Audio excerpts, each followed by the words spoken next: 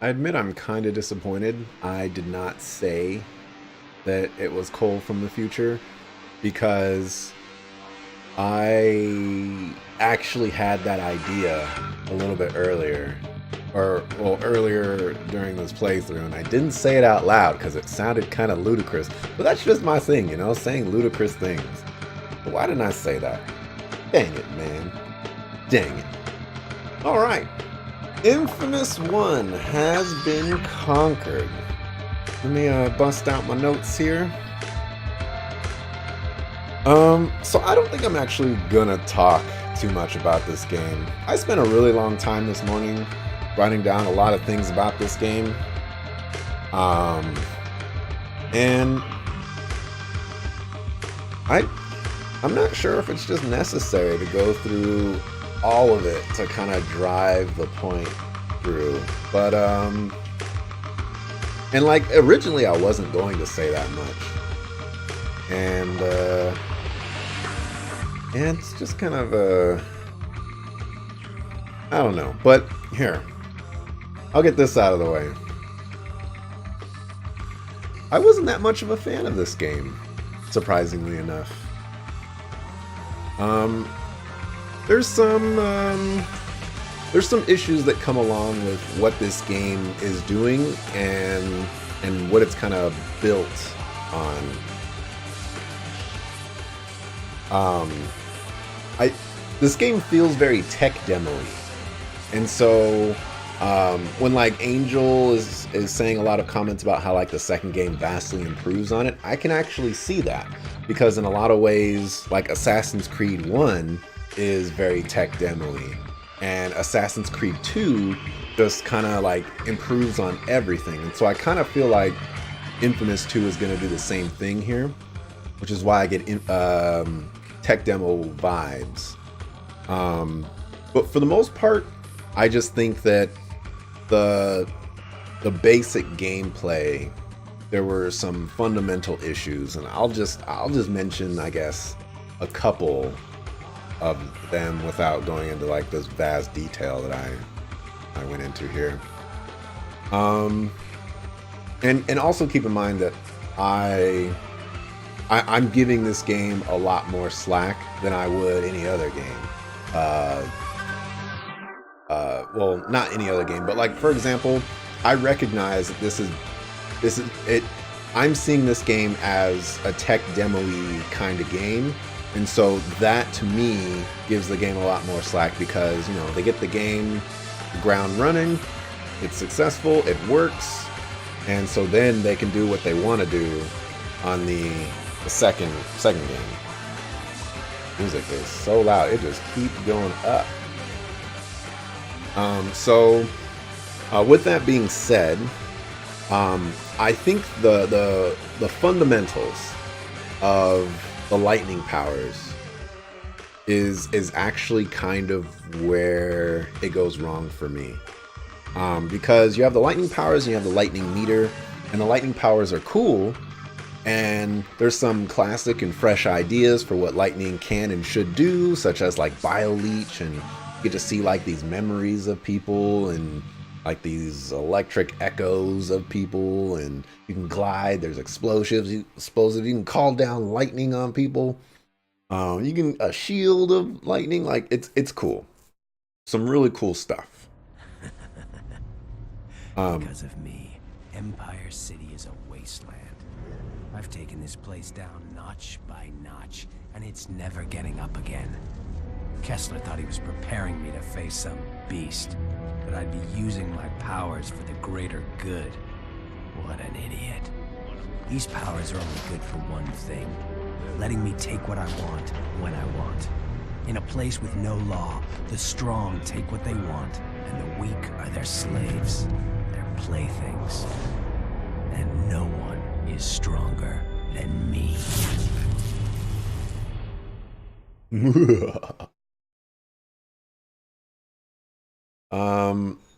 Oh, so yeah, there's. Hold on a second.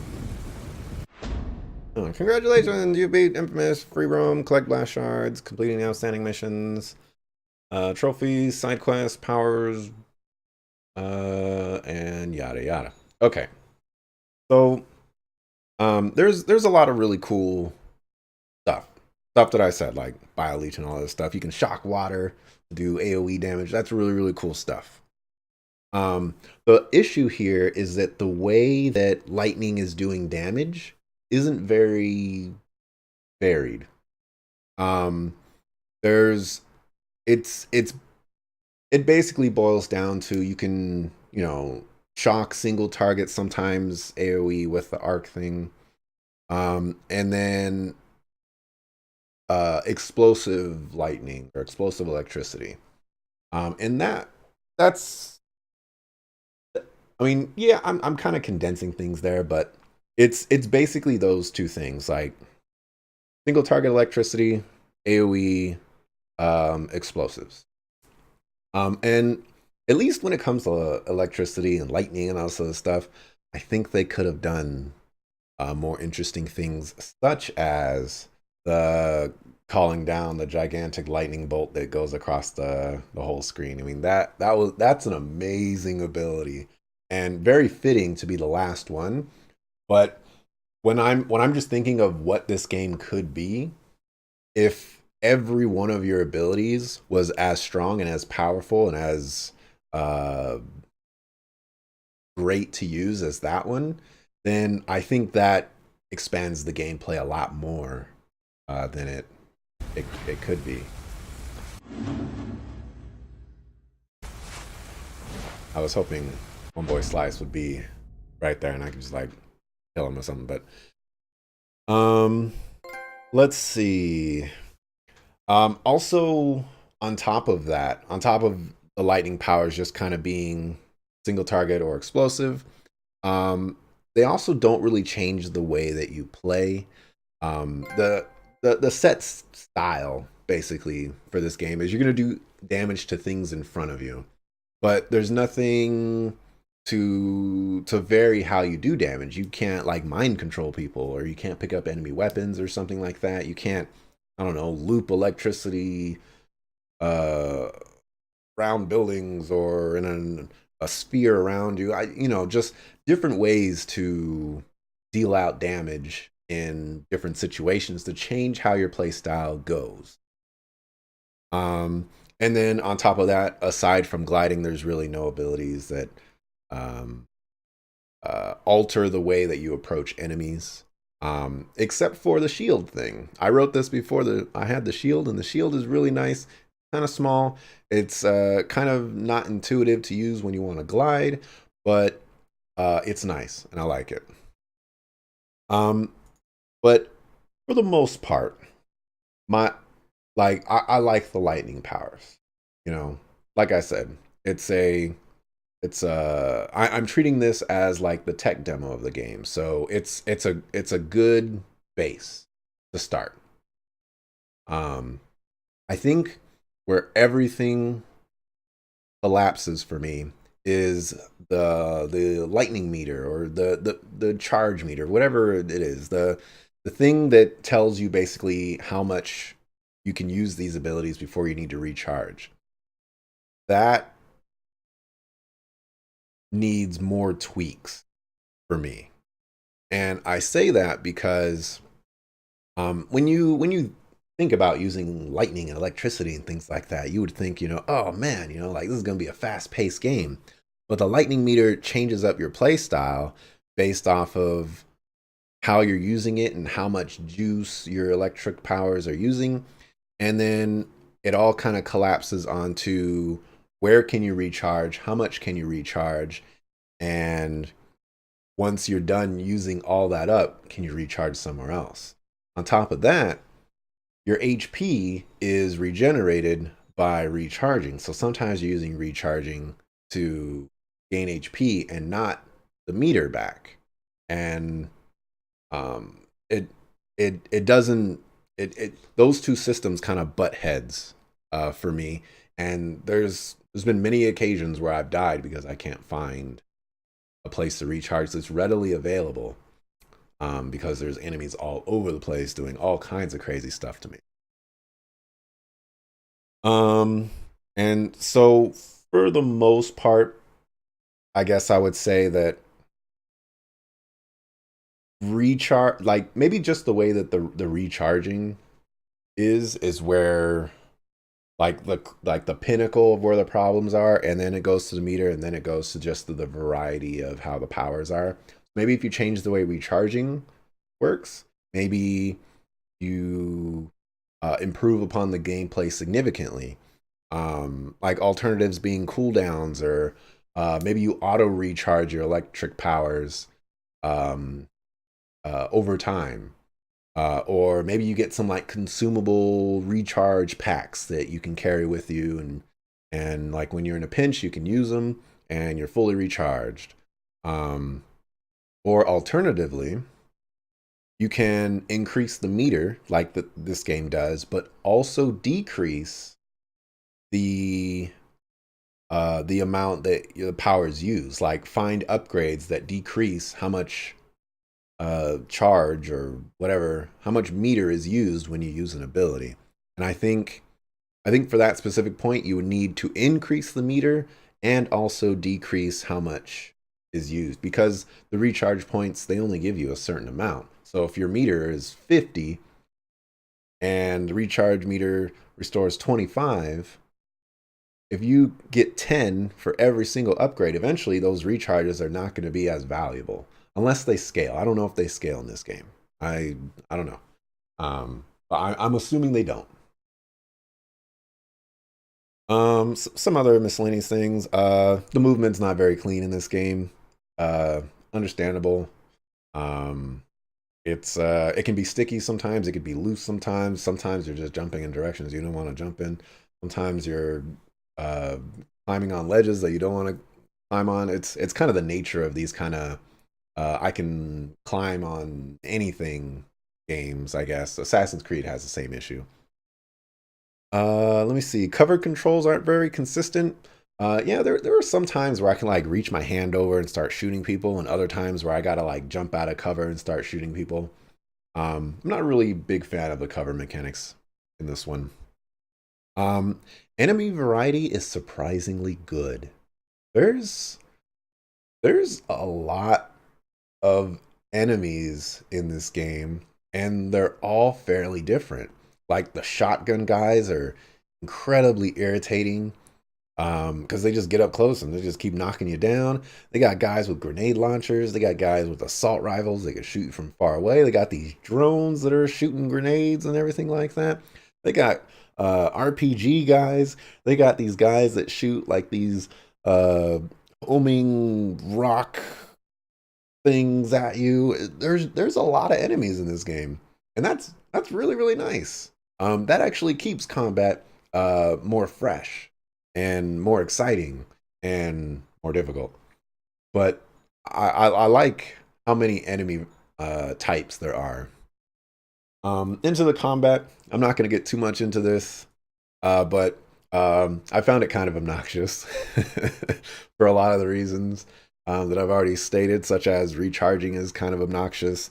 The methods that kill enemies doesn't have very much variety to them, um, and the combat isn't really providing unique ways to use the lightning, but rather changing what lightning can do, such as explosion, stuff like that. Um, I, I I would like to see um, different electrical powers. I think I had some ideas up here, like surveying the battlefield or something like that, or like maybe your radar highlighted them for like 10 seconds or something like that, so you could see where all the enemies are. Maybe you could teleport. Maybe you can have a homing electrical bolt that you control, or maybe you don't control and it just homes in on the nearest enemy. Or um, you can resurrect dead enemies to fight for you. Or I have here, you have a shield that protects you. They actually had that in this game. Or you can attract or deflect attacks, objects, and enemies, and things like that. There's a lot of things that you can do with electricity. So I guess the second game may or may not have some of those. There's a lot of overwhelming odds situations in this game. One man versus 25 obnoxious enemies. Uh, it's uh, it's I can't think of the game that does a similar or games that do similar things. But the enemy variety helped with that. Not much strategy involved in solving the combat situations, mostly because the only way to deal damage is to uh, deal direct damage, which is not necessarily a bad thing. You know, I'm just pointing that out. I would prefer more strategic options. Um, Enemies you can see at a large distance away start shooting you without even knowing them. That was a problem that I just had. Enemy AI can be brutal with flanks, grenades, and cover destruction. The AI in this game is actually surprisingly robust and surprisingly brutal, at least on the hard difficulty. Um, it's it's pretty tough. There's times where enemies will be in front of you and they'll just start like surrounding you, and you're in your cover and you're trying to figure out what's going on, and you just can't do nothing. You know, it's like I'm shooting them one at a time, but I got to worry about my recharge areas, and if I as soon as I get out of cover I start getting shot. It's crazy. um and then enemies feel like they spawn in all directions, destroying my ability, my personal ability, to think of solutions out of the situation that was exclusively in front of me. And so that could be tied to the strategy of things, but for the most part, it just actually turned into more of a frustrating thing because the situation in front of me was already challenging as it is. But when they start adding guys on the flanks, now it's giving me the feeling like, okay, I gotta rush. I gotta do this. Like I don't have time to think, so I gotta act very quickly, and most of the time that just gets me killed. Let me see. Enemy HP feels like it scales with my damage and talents. Um, I really feel like my explosives should have done more damage than they did. A lot of the times it feels like it takes three or four rockets just to kill one guy. Um, there was a couple situations where I shot a guy with a rocket and he got hit with the main blast and he got stuck with like a couple of other of the explosions, and he just like started doing stairs in the sky, and the dude still didn't die off of that damage. It's uh, um surprisingly, this game doesn't actually make you feel, at least on hard difficulty, very powerful with your abilities, except for the gigantic thunderstorm lightning bolt. That thing just like insta kills everything. Great. Let me see. One-shotting enemies doesn't seem possible. Even the costly explosion powers don't feel effective. Yeah, I kind of touched on that. Um, Normally I would have dungeons here, but I have missions. I don't have any favorite missions. None of them stand out to me as particularly innovative or interesting. Um, for annoying missions, the mission to save Zeke on the ship container maze, wasn't a fan of that one. I kind of wish I looked for an out of the box way to do that. I might have been able to find one. Escorting the bus was extremely obnoxious and definitely the worst mission in the game. Uh, yeah, yeah. But funnily enough, it was also the mission that I felt best describes how Infamous should play in terms of playstyle. Doesn't have to be as fast paced and destructive, but that should have been the goal from the start. Having the electrical field below you and just throwing out rockets and grenades and arc and push and bolts and all this other stuff like that is what at least I want out of the infamous combat. And I think that would be amazing if it was that fast paced. You know, like maybe the meter doesn't have to recharge that fast, but I just see a lot of enjoyment out of uh being able to throw out that many explosions and spells and things like that. Eventually, it'll get to be too much, but that's where you tune your abilities so that you know you can actually do different things. Maybe like combos or something like that. You shock someone and then you force push them or whatever, and I don't know, they hit other enemies and then they get shocked. Like you could do some interesting things. Um, no real backtracking. I'm gonna say it's an open world game, so nothing like that. For practical dungeon design, the sewers make no sense at all. I'm gonna just, I'm gonna keep sticking to that. Those sewers. What kind of sewer worker can go down there and make repairs? A place like that. No cardinal sins. Music was pretty nice. Kind of a grungy music, very different from a lot of the music that I'm used to listening to because I play a lot of RPGs. So I did like the music. Voice acting, game was fully voice acted and very nice. Love it when games fully voice act their games, and I love it even more when the voice acting is good. The voice acting is good in this one.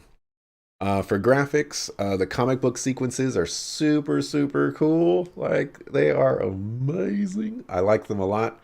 Um, the visuals for this game aren't very striking.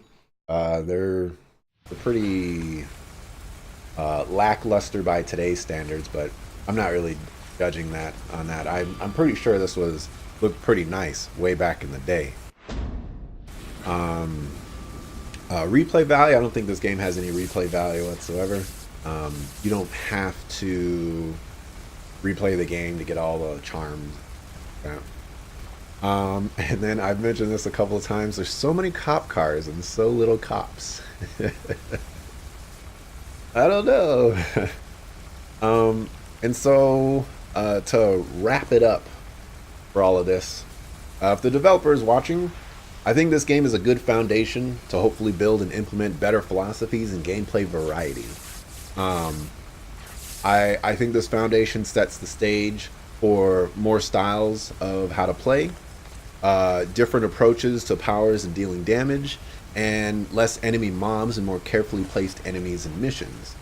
Instead of just being swarmed by a bunch of enemies with like rocket launcher guys here, and it's like a hectic mess kind of per se. There could be a little bit more uh, strategy involved, I guess. And maybe this game isn't where strategy should be involved. Maybe it should just be a full frontal on assault. And that's for a developer to decide. But for the most part, I think this game is a fantastic base to create a sequel off of, which I have heard quite a bit that a fantastic sequel was created off the base of this. So, in that, I would say a fantastic job creating the framework. So, hopefully one day I can actually see what the fruits of this hard work on the framework actually came to be. And so, yeah, overall, wasn't that big of a fan of the game. But if Infamous 2 is to Infamous as Assassin's Creed 2 is to Assassin's Creed, then it kind of makes the experience worth it, because that's how good Assassin's Creed 2 is, and that's how good Infamous 2 could be as well. But that's going to wrap it up for Infamous for today. A good 4.5 hours today. A little bit sooner than I was expecting. I thought it was going to be another 8 hours or so. Glad to wrap it up sooner.